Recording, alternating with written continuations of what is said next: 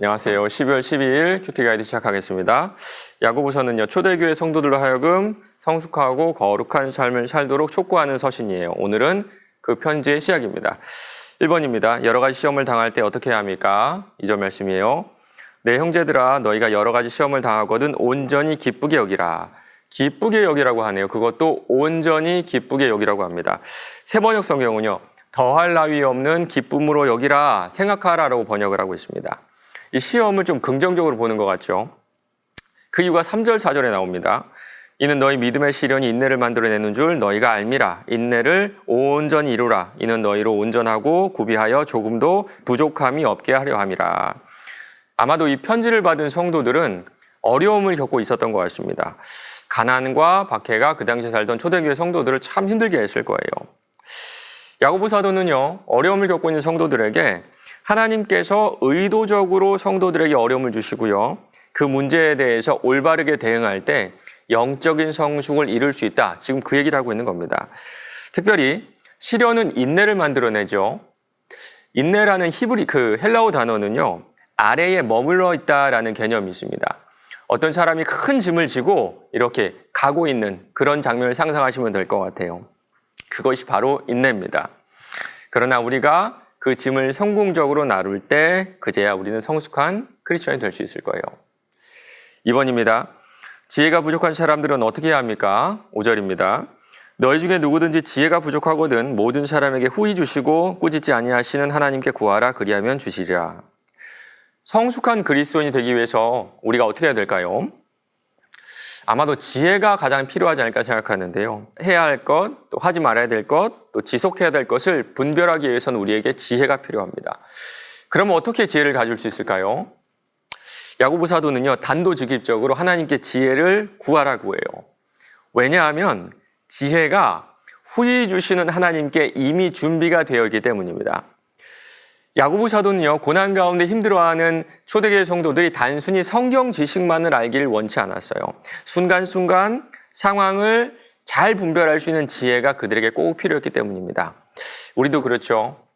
성경에서 배웠던 지식들이 삶으로 나올 때 그 말씀이 나의 것이 됨을 우리 모두가 경험을 하고 있어요. 3번입니다. 지혜를 구할 때 어떤 마음으로 구해야 합니까? 6절, 7절입니다. 오직 믿음으로 구하고 조금도 의심하지 말라.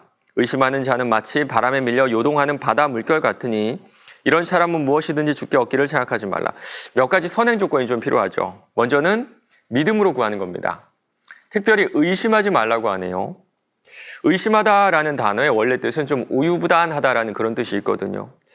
맞습니다. 우리가 의심하면 나오는 모습이죠. 주저하게 되고 좀 우유부단하게 되고. 신앙생활을 하면서 이런 경우 참 많은 것 같습니다. 하나님 기뻐하신 것이 무엇인지 아는데, 하나님의 뜻이 무엇인지 아는데 주저하죠. 우유부단해하죠. 그런 우리의 상태를 야고보 사도는 이렇게 표현하네요. 바람에 밀려 요동하는 바닷물 같다. 바람은요, 양옆으로 불죠. 수평적입니다. 그러면 바다는 위아래로 요동을 칩니다. 수직적이죠. 정말 좌우로 불어오는 인생의 바람에 우리의 삶이 위아래로 요동치지 않나요? 의심하는 사람의 전형적인 모습입니다. 그리고 그런 사람은 아무것도 얻지 못한다 그래요. 무엇이든지 주께 얻기를 생각하지 말라. 기도 응답을 받을 수가 없다는 겁니다. 4번입니다. 본문에서 의심하지 않고 구함에 대해 묵상해 봅시다. 우리는요, 이 본문을 묵상하고 읽으면 은혜를 받죠. 그치, 내가 의심하지 않고 믿음을 가지고 구하면 하나님께서 다 들어주시지. 그래서 조금만 자세히 읽어보면요, 주시는 것이, 구하라고 하시는 것이 정해져 있습니다. 4절 보면 인내고요, 5절 보면 인내를 이룰 수 있는 지혜죠. 맞습니다. 우리가 의심하지 않고 구해야 하는 것은 지혜입니다. 지혜.